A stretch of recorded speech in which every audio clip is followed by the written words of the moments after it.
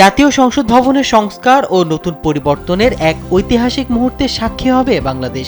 ২৪-এর ছাত্র জনতার অভ্যুত্থান পরবর্তী সংস্কার কাজের অংশ হিসেবে অধিবেশন কক্ষে স্পিকারের আসনের উপরের দেয়ালে স্থাপন করা হয়েছে পবিত্র কালেমাতে এবার ক্যালিওগ্রাফি।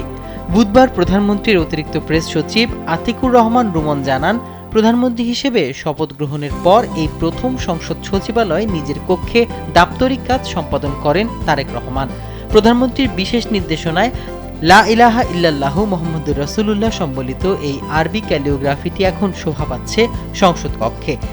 এছাড়া সকালে তিনি বিএনপি সংসদীয় দলের সভায় সভাপতিত্ব করেন।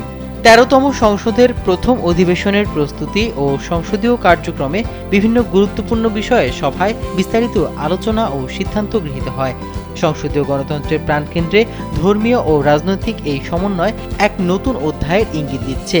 প্রধানমন্ত্রী হিসেবে তার প্রথম কর্মদিবস ও সংসদ কক্ষে পবিত্র কালেমার এই সংযোজন রাজনৈতিক মহলে ব্যাপক আলোচনা সৃষ্টি করেছে।